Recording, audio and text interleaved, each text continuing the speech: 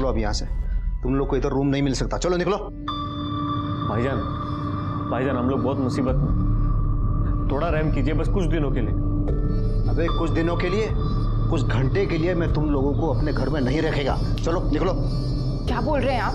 घर आए हुए मेहमानों से ऐसे बात करते हैं क्या? ये मेहमान की बच्ची, इधर मेरे को मालूम नहीं ये लोग कौन है करके। मालूम, इंसान है हमारे जैसे। ये इंसानों के वजह से भाईजान हम लोग गलत नहीं है, निकाह करके आए।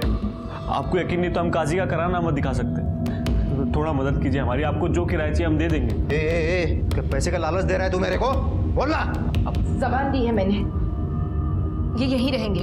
तेरे को मालूम है ना कौन सी पार्टी के लिए काम करता हूं मैं? उन लोग को पता चल गया ना कि मैंने इन लोग को अपने घर में रखा है, सबसे पहले मेरे को फोड़ देंगे वो। अभी के अभी कल्टी करवाई लोगों को। चल रहे जनाब, जनाब खुदा के लिए हमारी मदद कर दीजिए, बस कुछ दिनों के लिए हमें यहाँ पनाह दे दीजिए।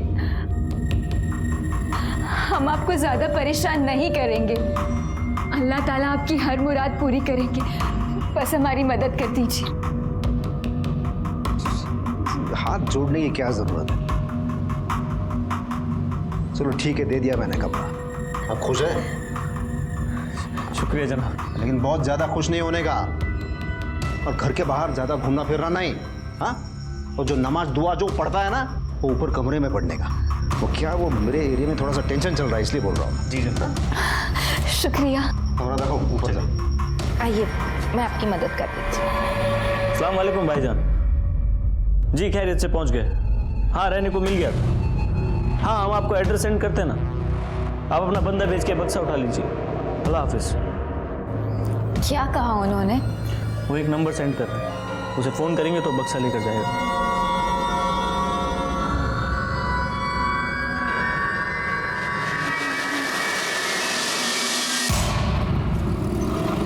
ये लो। अरे बस बस आपा, क्यों मेरे हाथ का खाना अच्छा नहीं लगा? नहीं नहीं, खाना तो बहुत लजीज है, लेकिन मेरी खुराक से रकम। वाकई खाना बहुत लजीज है आपका। ये संपदा खाना तो अच्छा बनाती है, लेकिन रोज वेज खा खा के तो बोर हो गया मैं।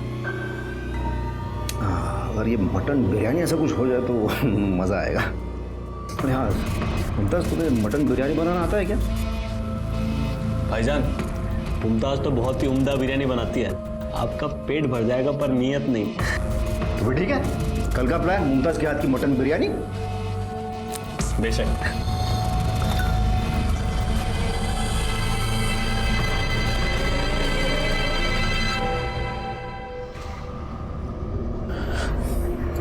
क्या हुआ? फोन नहीं लग रहा? रफीक हम फंस गए, यहाँ माहौल बहुत खराब है, ज्यादा दिन नहीं रुक सकते, सामान देकर निकलना होगा। हाँ पर कैसे? रियाज भाई भी फोन नहीं उठा रहे हैं। तो भाईजान को फोन करो ना। 1000 बार कर चुके हैं, वो भी फोन नहीं उठा रहे। समझ नहीं आ रहा क्या करें। ये बक्सा तो जान की मुसीबत बन गई।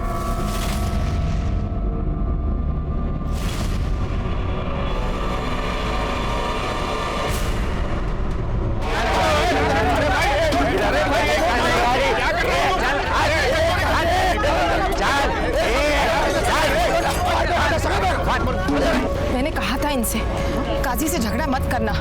काजी तेरे को प्यार से समझाया था मैंने, ये कबाब का गाड़ी बिरयानी का गाड़ी इधर नहीं डालने का, तो ये बात तेरे दिमाग में घुसता नहीं क्या? अरे हमको भी धंधा करने का है ना, कहाँ जाके धंधा करेगा? जब मैं बोल रहा हूँ तो बीच में नहीं बोलने का। हाँ सिर्फ तू ही नहीं, तेरे साथ जो भी है ना, सबका खीमा बना के इधर ही बेचेगा मैं। और तेरे को गाड़ी डालने का ही है ना, तो उधर जाना, क्योंकि जब तक मैं इधर है ना, यहाँ पर ये गाड़ी नहीं लगेगा, मैं बता रहा हूँ। चल तोड़ रहे, उठा के बैठ। अरे वो गाड़ी फेंक दो उधर। ये लोग क्या कर रहे हैं देखो, अब देखो ये क्या कर दिया। एक मिनट सुनील भाऊ, आप एक पार्टी के विभागाध्यक्ष हो और फिर भी आप सड़क पे ऐसे मारपीट कर रहे हो। अरे साहब, ये काजी सलाह, ये बिना म्युनिसिपैलिटी के परमिशन के अपने एरिया में ये बिरयानी कबाब का गाड़ी डाल रहा है, इसको थोड़ा सा सबक सिखा रहा था मैं बस। एक मिनट, अगर गाड़ी बेकायदा है ना तो आप कंप्लेंट कर सकते हैं, खुद सड़क पे उतर के मारपीट करने की कोई जरूरत नहीं है। वही समझा रहा था साहब मैं उसको, वही आप रुकिए, मैं आपसे बाद में बात करूंगा। सुनील भाऊ जरा आप साइड में आइए। गायकवाड़, ये सबको पहले खाली करो इधर से। चला आप इधर आइए। सुनील भाऊ ये सब अभी रहने दीजिए, मैं आज आपसे एक मदद मांगने आया हूँ। अरे बोला ना, मैं सबकी मदद करने के लिए बैठा हूँ। काय पाहिजे बोला। हेड ऑफिस से हम लोगों के पास एक रेड अलर्ट आया है। मुंब्रा में कोई बड़ी क्रिमिनल एक्टिविटी होने की संभावना है और इसलिए हम सब पर चेकिंग कर ही रहे हैं। लेकिन आप अपने कार्यकर्ताओं से, अपने लोगों से, मोहल्ले वालों से रिक्वेस्ट कीजिए कि प्लीज़ अलर्ट रहिए और ख़ास तौर पे अगर कोई भी नया किराएदार आता है तो सबसे पहले हमें इन्फॉर्म कीजिए। तो ठीक है, मैं सबको बोलता हूँ। तो मुझे जैसे पता चलता है ना, मैं आपको पर्सनली बोलूँगा। Thank you.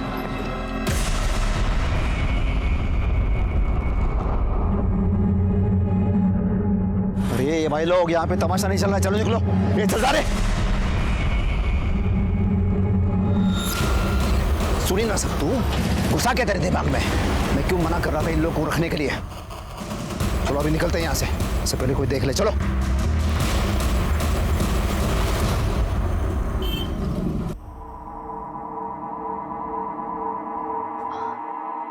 हाँ पा, दीजिए हम कर देते हैं। नहीं नहीं, मैं कर लूंगी। कोई बात नहीं, हम कर देंगे।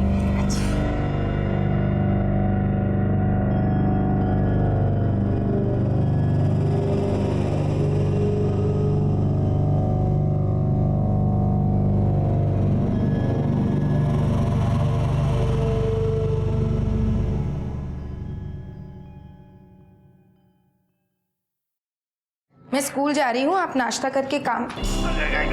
अरे अभी तक तैयार नहीं हुए, आज काम पे नहीं जाना है क्या?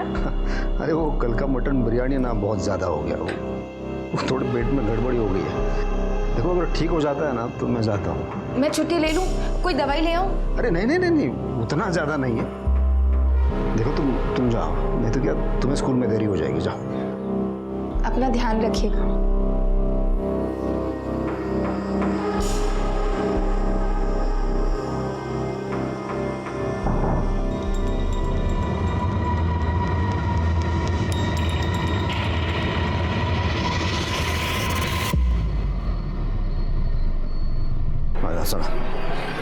अरे दर्शन, प्रवीण, अच्छा अपने सारे कार्यकर्ता वो माने, शिरवाड़कर, साळुंके सब आ रहे हैं ना? सब आ रहे हैं। क्योंकि क्या मुझे इसमें पार्टी में सबका समर्थन चाहिए, तभी मैं बात को आगे बढ़ा सकूँ। हाँ भाऊ, बरोबर है। लेट होने वाला है, भाऊ ने बोला था टाइम से आने का। भाऊ आपके साला सब हाल उसमें रागिणी। नमस्ते जीजा जी। नमस्ते, कैसी हो तुम? मैं अच्छी। अच्छा सुन ना, तेरी ताई तेरे को बहुत याद कर रही है। जब तेरे को टाइम मिले तो घर पे आ जाना। ठीक है, कल आती हूँ। ओके ठीक, कल आना। बाय जीजा जी। Bye bye. बाय दादा। क्या रे, अपने जीजा के यहाँ तू काम करेगा, इसका मतलब जब मन में आएगा तब उठ के आएगा तू? हाँ, अरे मैं पगार देता हूँ ना तेरे को, तो टाइम पे आने का, काम करने का। तेरे को मालूम था ना आज पार्टी का मीटिंग है करके? वो रागिनी को कॉलेज में थोड़ा काम था इसलिए लेट हो गया। अरे तो बोल के जाने का ना। चल शुरू कर, तो आधे घंटे में मेरे को सब तैयार चाहिए। चल चल चल चल।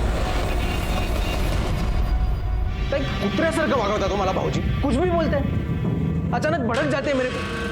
ऑफिस में सब लोग मजाक उड़ाते हैं मेरा। अब बात करो ना उनके साथ। देख, ये तेरे और उनके बीच की बात है, मुझे बीच में मत डाल। और वैसे भी गलती तेरी, थोड़ा पढ़ लिख लेता तो ऐसे गालियां नहीं सुननी पड़ती तुझे। एक तो उन्होंने तुझे काम पे रखा, ऊपर से तू उन्हीं की शिकायत कर रहा है। नहीं जम रहा है ना तुझे तो छोड़ दे, कोई और काम ढूंढ। ठीक है, समझ रहा हूँ मैं सब। पति है ना आपके, वो कुछ भी हो जाए आप उनकी साइड लोगी। पर याद रखना ताई, जिस दिन मेरी सटक गई ना, बहुत भारी पड़ेगा आपको।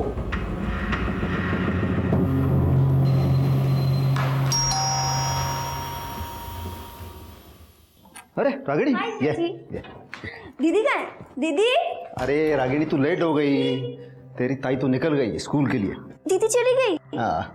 मैंने मस्त आप दोनों के लिए पोहा बनाया। अब दीदी तो चली गई, आप खा के देखो कैसा है। तूने बनाया तो अच्छा ही होगा ना। देखो मैं चम्मच लाती। वाह वाह वाह। मैं अपने हाथों से खिलाती हूँ। अच्छा खिला। कैसा है? दीदी जितना अच्छा नहीं है ना? अरे कमाल, बहुत मस्त बना। तूने जो ड्रेस मंगाया था ना, बोला था ना? वो ड्रेस? हाँ, मैं लेके आया, अंदर रखा है, जा। आप पोहा खाओ, मैं देख के आती हूँ। अरे तेरे जीजा को क्या समझाया तूने? वहाँ रखा है जीजा जी ने ड्रेस। रागिनी कहाँ देख रही है तू? वहाँ नहीं है। कहाँ है ड्रेस जीजा जी? मैं देता हूँ।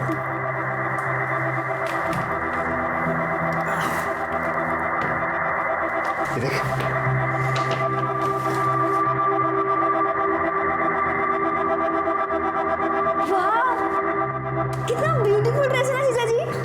पसंद है? बहुत अच्छा है। मैं अभी ट्राई करूं? अभी? हाँ। अच्छा थोड़ा जल्दी करना क्योंकि मुझे अर्जेंट काम है। जी। कर ले, मैं हूँ बाहर।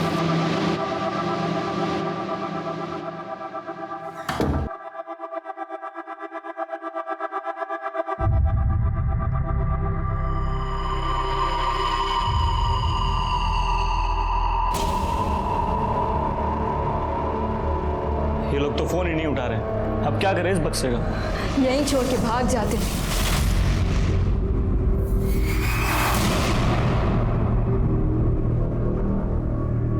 क्या नाम है आपकी बेटी का? कब से लापता है? संपदा पवार नाव आहे साहेब तिचं। 2 दिन से मेरी बेटी गायब है साहब। उसके पति को भी नहीं मालूम वो कहाँ गई। मतलब शादीशुदा है? तो कंप्लेंट लिखवाने के लिए उसका पति क्यों नहीं आया? आप लोग क्यों आए? क्या नाम है उसके पति का? क्या करता है? सुनील पवार नाम है साहब, अध्यक्ष है ये एरिया का वो। सुनील पवार? सुनील बाबू? हाँ। अरे उनको तो जानता हूं मैं। तो सुनील बाबू की पत्नी 2 दिन से गायब है और सुनील बाबू ने कंप्लेंट नहीं की? सर एक्चुअली ताइना एक स्कूल में पढ़ाती है और 17 तारीख को वो स्कूल की तरफ से लोनावला पिकनिक ही गई थी, पर दीदी को तो कल आ जाना चाहिए था। और जब वो नहीं आई और मेरा फ़ोन भी नहीं उठाया तो मैंने जीजा जी को फ़ोन किया और उन्होंने बताया कि दीदी तो आई नहीं है वापस। और जब अगले सुबह मैंने फिर से कॉल किया तो जीजा जी को और टेंशन हो गई, तो वो उसे ढूंढने लोनावला गए। शायद इसलिए ही नहीं आए। आप लोगों ने स्कूल में फोन किया? हाँ, सबसे पहले मैंने स्कूल में ही फोन किया था साहब, लेकिन वो लोग बोले कि तुम्हारी बेटी पिकनिक पे गई नहीं। और जो लोग पिकनिक पे गए थे वो 1 दिन पहले ही आ गए साहब। ठीक है, आप एक काम कीजिए, संपदा के फोटोग्राफ्स और डिटेल्स यहाँ गायकवाड़ के पास दे दीजिए। हम जल्द से जल्द उन्हें ढूंढने की कोशिश करेंगे। जी साहब, मेहरबानी होगी। Thank you sir. संपदा की तलाश करने के लिए हमने उसके स्कूल, घर से लेकर स्कूल तक के सभी रास्ते और आस पड़ोस में सबसे पूछताछ की, सिवाय इस जानकारी के कि 17 जनवरी को संपदा अपने स्कूल में पहुंची ही नहीं। हमारे हाथ कुछ नहीं लगा। संपदा एक बहुत ही सीधी सादी, सबको मदद करने वाली नेक दिल औरत थी जिसका कोई दुश्मन नहीं था।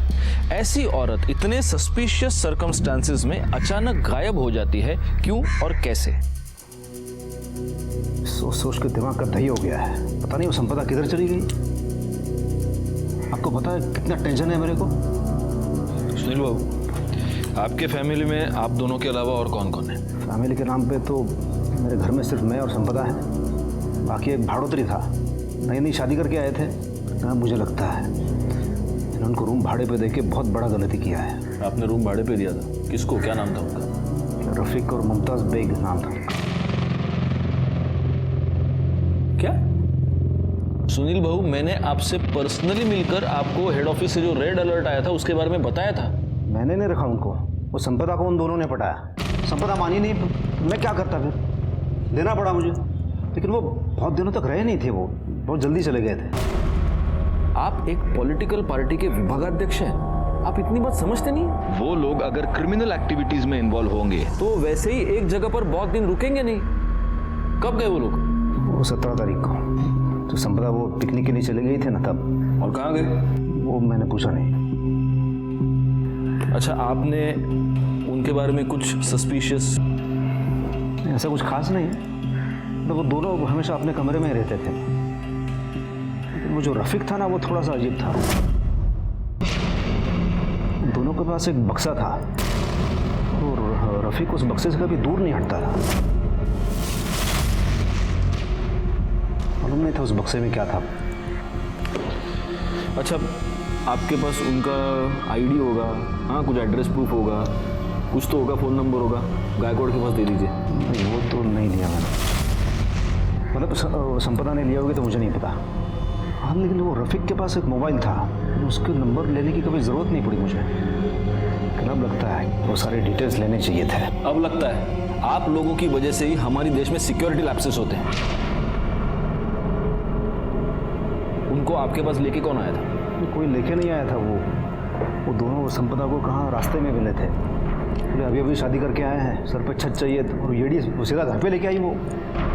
उनकी शक्ल पहचान पाएंगे आप? याद है? स्केच बनवा सकते हैं? हाँ।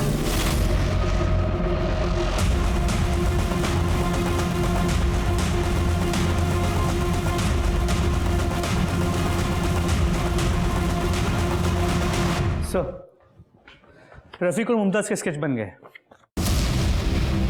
ग्रेट। फौरन ये स्केचेस आसपास के पुलिस स्टेशन और हमारे खबरियों को भिजवा दो। हमें किसी भी हालत में इन्हें पकड़ना होगा, इससे पहले कि ये किसी आपराधिक घटना को अंजाम दे दें। सर।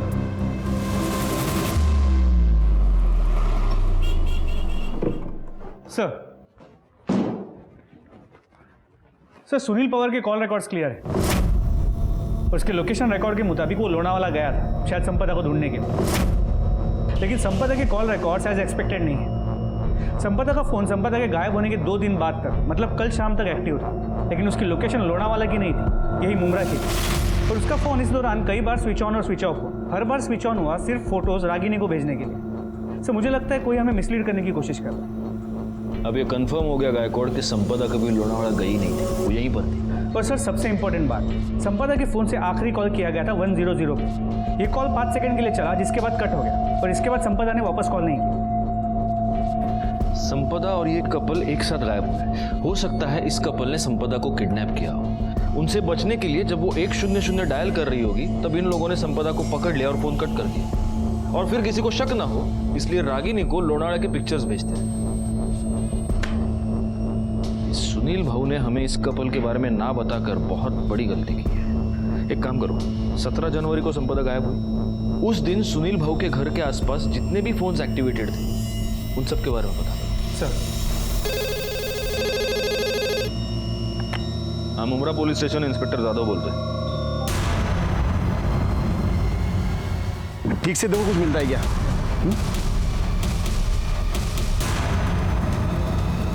मांगे वा चल।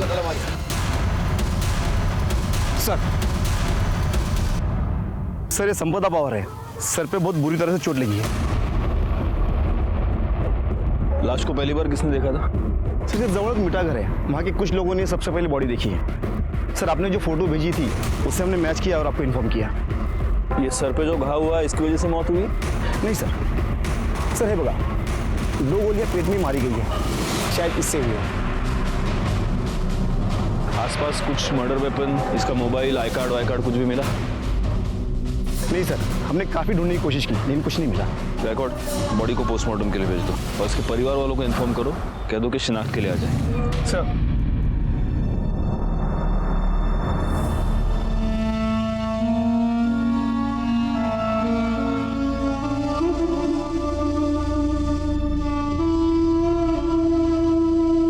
आम्ही गुन्हा नोंदवून घेतलाय, ठीक है, ओके।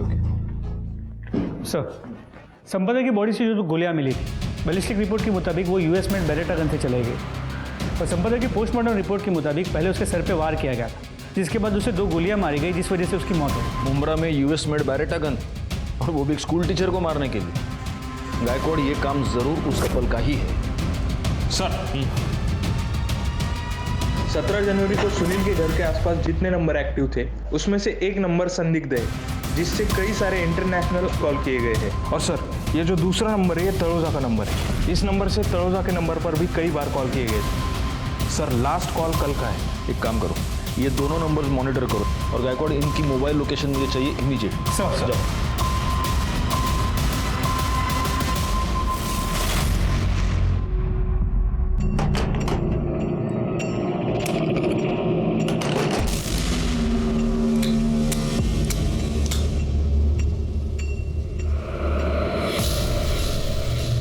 इसमें 2 गोलियां कम है, कहाँ गई? हमें नहीं पता दिया भाई, हमने तो इन्हें छुआ भी नहीं, हमें तो चलानी भी नहीं आती। हमारा काम इस बक्से को आपके हवाले करना था, हमने कर दिया। अब हम चलते हैं, अल्लाह हाफिज। अरे ऐसे कैसे चलते हैं हम, कहाँ चलते हैं? जिस मिशन का आगाज किया है उसे अंजाम भी तो तुम्हें ही देना होगा ना। मतलब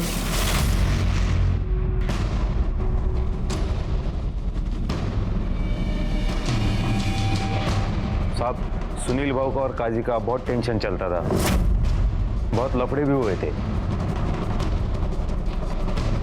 पता नहीं साहब, वो भिवंडी क्यों चली गई हमें मालूम नहीं साहब। संपदा समाज सेना की एक्टिविटीज में इन्वॉल्व रहा करती थी? नहीं सर, ताई ये सब से दूर ही रहा करती थी।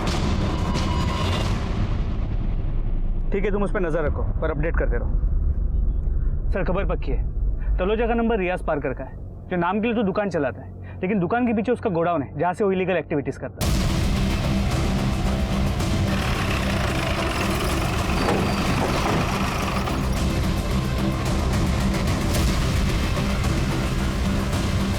रियाज जी। रफीक और मुमताज कहाँ हैं? कौन रफीक और मुमताज?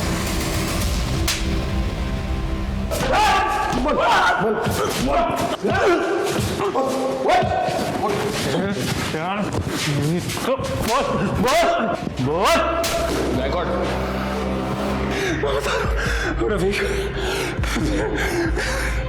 रफीक और मुमताज को मैं इस्तेमाल कर रहा था। सब इधर के लोकल गैंग को बड़ी तादाद में असला चाहिए था, मैंने उन्हें उसी काम में लगा दिया था। उन दोनों का हुलिया बता। हुलिया बता उनका। मोबाइल, उनका मोबाइल में मोबाइल कुंटे मोबाइल क्यों नहीं ऐसा?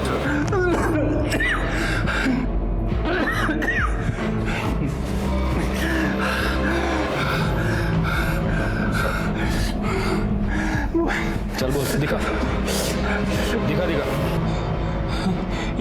ये दोनों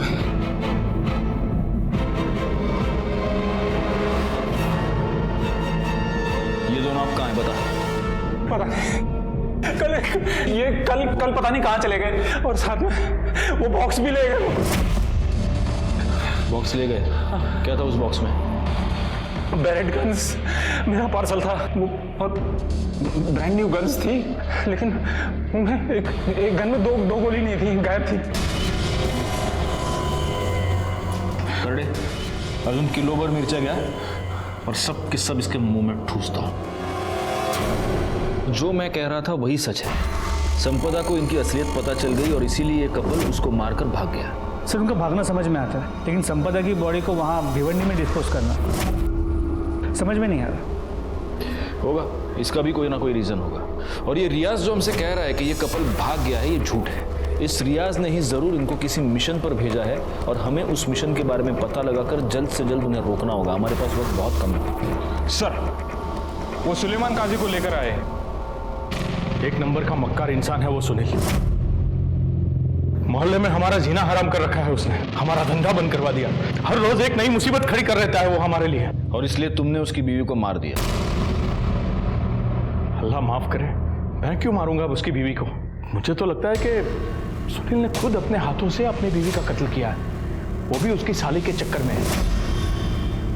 आपको शायद पता नहीं था, सुनील और उसकी साली रागिनी का प्यार परवान चढ़ रहा है। तोहफे देना, तफरी करना, घूमना फिरना तो आम बात हो गई है उन लोगों के लिए। और तुझे कैसे पता कि सुनील का उसकी साली के साथ चक्कर चल रहा है? इश्क और मुश्क छुपाए नहीं छुपते साहब। कितनी बार सुनील ने हमारे भतीजे की दुकान से कीमती तोहफे खरीदवा कर दिए हैं रागिनी को।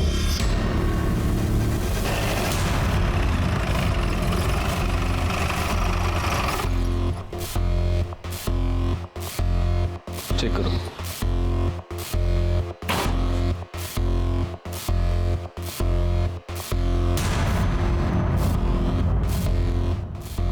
सुनिए, ये सुनील भाऊ के घर पे ताला लगा है। कहाँ गए हैं, कब आएंगे, कुछ पता है? भाऊ तो कल से ही नहीं दिखे, कल से ही घर में ताला लगा हुआ है।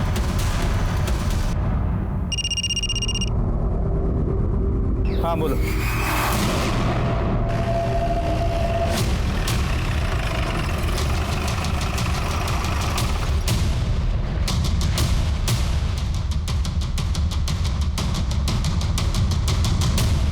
सर, बॉडी के पास पर्स और मोबाइल मिला है। देखो तो।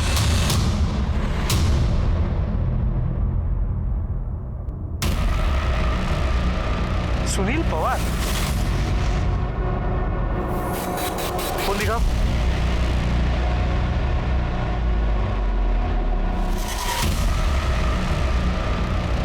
फोन को बुरी तरह डैमेज करने की कोशिश की गई, स्विच ऑन भी नहीं होता। और सर, पीठ के ऊपर एक वार भी किया है। और सीने पे तो इतने वार किए हैं कि लगता है मारते वक्त किसी ने अपना पूरा गुस्सा इस पर निकाला है। एक काम करो, बॉडी को पोस्टमार्टम के लिए भेजो और वो मोबाइल लैब भेजो। सर, पीएम रिपोर्ट के मुताबिक सुनील पवार का मर्डर 22 जनवरी को दोपहर 2 से 4 के बीच में हुआ है। और सबसे खास बात यह है गायकवाड़ कि सुनील के बॉडी पर 8 से 9 इंच के चाकू से कम 20 बार वार किए गए। 20 बार, मतलब जिसने भी सुनील बहू का मर्डर किया है उसने बहुत ही गुस्से और नफरत में उसका मर्डर किया है, और इसीलिए उसका खून होने के बाद, वो मरने के बाद भी वो मर्डर उस पर लगातार वार करता रहा। सर, रफीक का फोन कुछ मिनट पहले ही मानखुर्द में ऑन हुआ है। फौरन उसकी एग्जैक्ट मोबाइल लोकेशन निकालो, हमें जल्द से जल्द निकलना होगा।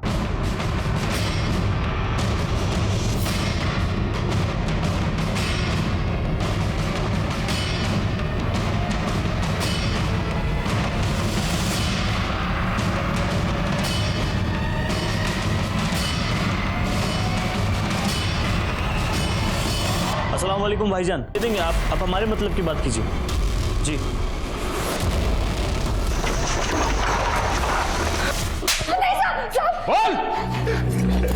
हम सच कह रहे हैं सर, वो असला हमारा नहीं है। हमें तो बस उसे उसकी मंजिल तक पहुंचाना था ताकि हमें नई पहचान मिले, बाकी की जिंदगी सुकून से कट सके। रियाज भाई से हमने चोरी इसलिए की थी क्योंकि हमें पता था कि अगर हम नहीं करेंगे तो वो किसी और को मजबूर करेगा कत्लेआम करने को। जनाब हम सच कह रहे हैं। वो हथियार तुम्हें एक नई जिंदगी देने वाले थे। मतलब जनाब, हम दोनों एक दूसरे से मोहब्बत करते हैं, पर हमारे घर वाले कास्ट की वजह से हमारे निकाह के खिलाफ थे। इसलिए मेरा दोस्त मुझे असलम के पास ले गया। उन्होंने कहा अगर हम ये बक्सा खैरियत से रियाज भाई के पास मुंबई पहुंचा दे तो हमें नहीं पहचान देगा और हम दोनों को बंगलुरु में नौकरी भी देगा। तुम जानती थी उस बॉक्स में क्या है? नहीं, खुदा कसम, हमें जरा भी अंदाजा नहीं था। और तुम? मुझे इल्म था हमें, मगर हमने मुमताज को इससे अनजान रखा। मैं मुमताज से किसी भी कीमत पे निकाह करना चाहता था,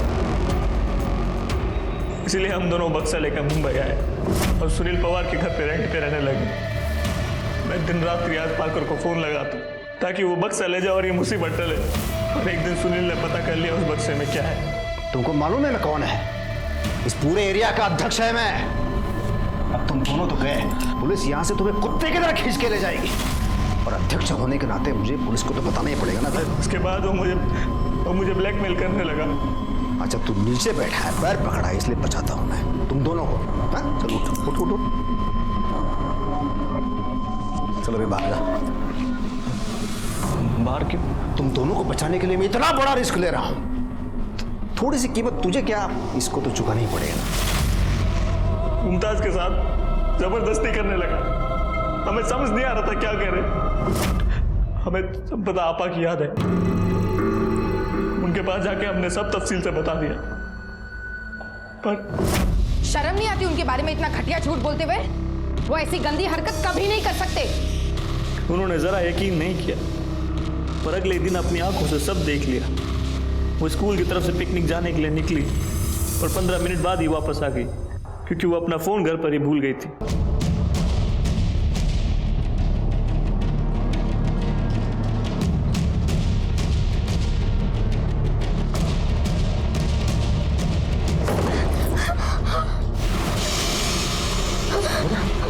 इसका मतलब ये लोग सच बोल रहे थे।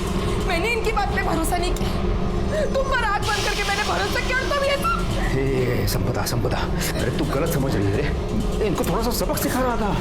मेरे को मालूम नहीं ये लोग क्रिमिनल हैं। अरे गन का बक्सा लेकर घूम रहे हैं, तेरे को बेवकूफ बनाया इन लोगों ने। ये लोग तो पराए, लेकिन आपको क्या हो गया? तुमने पुलिस को खबर क्यों नहीं की? तुमने मुझे धोखा दिया है। छोड़ने वाली नहीं हूं मैं तुम्हें। पुलिस को जाके अभी सब बता दूंगी मैं। ये संपदा, रुक ना, मेरी बात सुन रहे। मेरी बात सुनना, मैंने कुछ नहीं किया। तू कहां जा रही है? तू रुक जा। अरे संपदा, क्या कर रही है तू ये? मैं तुम्हारी करतूतों के बारे में पुलिस को बता के रहूंगी। तू ऐसा नहीं करेगी, तू क्या करेगी? कुछ नहीं सुनना मुझे।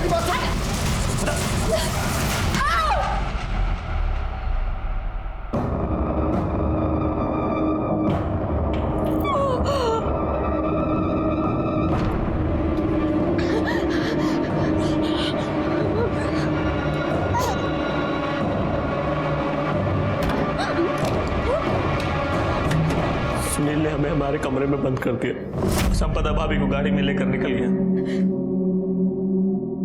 उसके पास गन कहां से आई? जनाब, वो गन उसने हमारे बक्से से निकाली थी। जिस दिन तो उसे बक्सा मिला उसने अपने कब्जे में ले लिया। उसके बाद वो निकल गया और कुछ घंटे बाद प्रवीण के साथ वापस आया और हम दोनों को घर से बाहर निकालने लगा।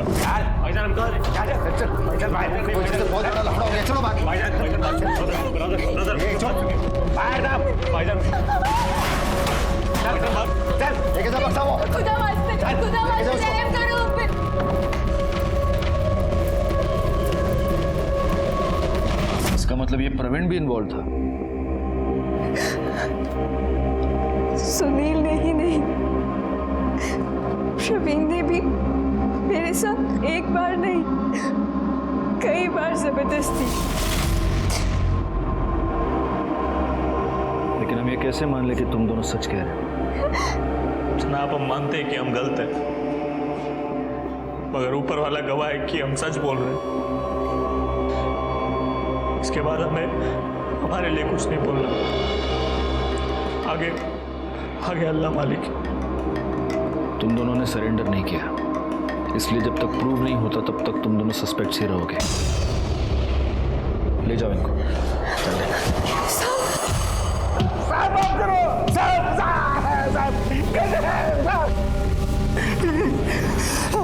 तू जब तक बोलेगा नहीं हमारे हाथ रुकेंगे नहीं। बोल। साहब, भाव की मर्जी से ही मैं मुमताज के साथ क्या जबरदस्ती करता था साहब। मुमताज तेरे सुनील भाव की प्राइवेट प्रॉपर्टी थी क्या? साहब आगे बोल, आगे क्या हुआ बोल। साहब, भाव मेरे को फोन करके बुलाया, मैं उनको रास्ते में मिला, देखा तो संपदा वहिनी के सर से खून बह रहा था, वो बेहोश थी। फिर हम लोग उधर से भिवंडी चले गए सुनसान जगह पे।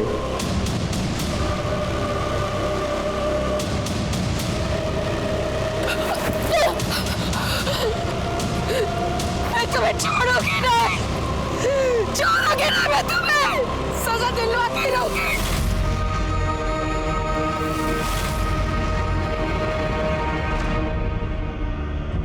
आगे क्या हुआ बोल। बता दो साहब। फिर भाव ने वहिनी का फोन मेरे पास दिया और बोला कि थोड़ी थोड़ी देर बाद चालू करने का और इंटरनेट से लोनावला के फोटो रागिनी को भेज देने का। फिर उसके बाद उन्होंने वो फोन तोड़ के फेंकने के लिए कहा। ये सब चीज भाव ने जेल में जाने से बचने के लिए वहिनी का मर्डर किया साहब। और तेरे सुनील बाबू को क्यों मारा तूने? माँ कसम साहब, मैंने नहीं मारा। मुमताज पर रेप करने के जुर्म में और संपदा के मर्डर में मदद करने के जुर्म में तेरे को अरेस्ट करता हूं। रफीक के पास मिले बरेटा गन के बॉक्स ने और प्रवीण के बयान ने यह साबित कर दिया था कि संपदा का मर्डर उसके पति सुनील पवार ने ही किया था। लेकिन अब यह बात हमारे समझ में नहीं आ रही थी कि सुनील पवार का मर्डर किसने किया। और तभी सुनील पवार का टूटा हुआ फोन रिपेयर होकर हमारे पास आया और उससे हमारी इन्वेस्टिगेशन को एक नई दिशा मिली।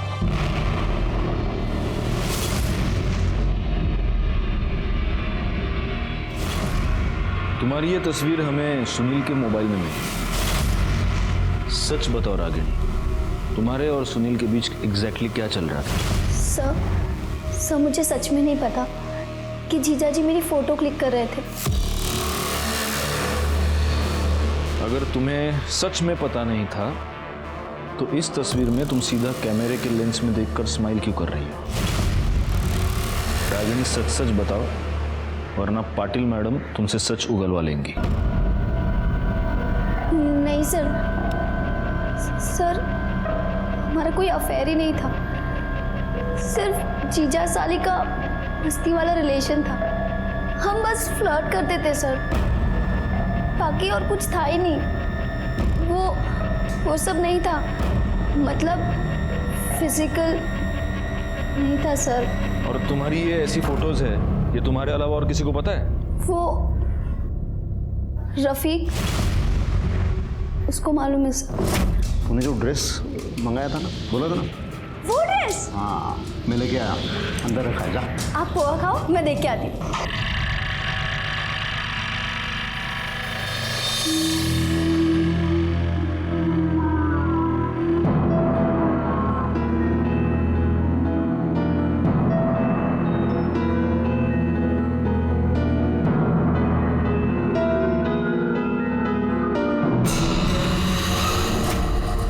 सुनील पवार ने रागिनी की कपड़े बदलते हुए तस्वीरें निकाली थी।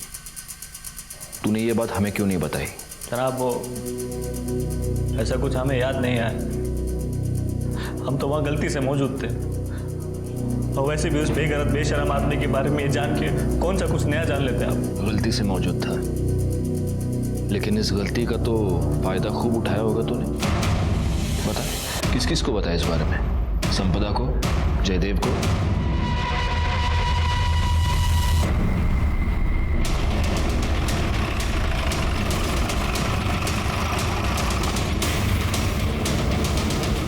पूरे घर की तलाशी ले लो, कोई भी कोना छूटने ना पाए। चलो बाहर चलो।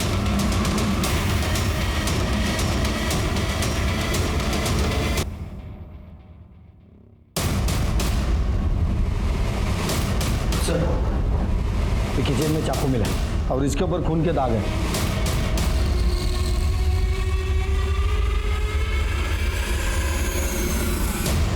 Sir pipe. दिवाकर जी, आपके कॉल रिकॉर्ड ये बता रहे हैं कि 22 तारीख को दोपहर को 1:30 बजे आपने अपने दामाद सुनील पवार को फोन किया था। हाँ साहब। तो क्या बात हुई आपकी? अब मुझे याद नहीं साहब क्यों किया था। तो इसका मतलब आपको याद दिलवाना पड़ेगा। पाटिल भाई, करड़े, इन दोनों को तब तक मारते रहो जब तक इनको याद ना आ जाए। आप साइड में आ जाइए, आप सीनियर सिटीजन। ये क्या कर रहे हैं साहब? आइए आइए।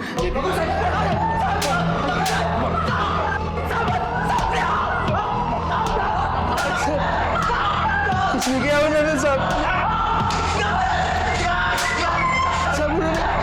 सब मेरी बात मानो साहब, उन्होंने कुछ नहीं किया। रुको साहब, रुक जाओ, छोड़ दो इनको। इन्होंने कुछ नहीं किया साहब। सुनील का खून मैंने किया है साहब, मैंने खून किया है सुनील का, मैंने। क्यों? साहब, वो मेरी बेटी रागिनी की गंदी तस्वीरें खींचता था। वो रागिनी को महंगे महंगे तोहफे देकर फंसा रहा था, उसके साथ अफेयर कर रहा था। वो मेरी दोनों बेटियों के साथ खेल रहा था साहब। मुझे पता नहीं था कि वो इतना घटिया इंसान था। मैंने जब उसे मारा तब तक मुझे पता नहीं था साहब कि वो संपदा का भी खूनी है, वरना मैं उसे पहले ही खत्म कर देता। उस दिन मैंने उसको फोन करके बुलाया था। बेटे, मुझे बहुत चिंता हो रही है। मालूम नहीं पुलिस को क्यों लग रहा है कि संपदा का खून तुमने ही किया है। पुलिस तुम्हारे बारे में पूछताछ करने आई थी। बाबा, अब मैं क्या करूं? एक काम करते हैं, टेम्पल रोड के पीछे मिलते हैं, बाद में सोचेंगे क्या करना है।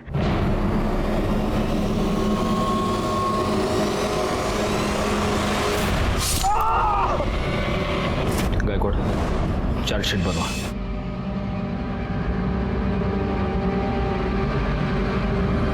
प्रवीण को मुमताज पर रेप करने के और संपदा के मर्डर में भागीदार होने के जुर्म में सजा मिली और दिवाकर राव को सुनील पवार के मर्डर के लिए। लेकिन इस केस में सही माने में विक्टिम थी मुमताज बेग। सुनील और प्रवीण जैसे लोगों ने उसकी अस्मिता को ठेस पहुंचाई। इसी के साथ मैं सीनियर इंस्पेक्टर राजेश यादव आपसे विदा लेता हूं। दोबारा मिलूंगा, तब तक सतर्क रहिए और देखते रहिए क्राइम पेट्रोल दस्तक।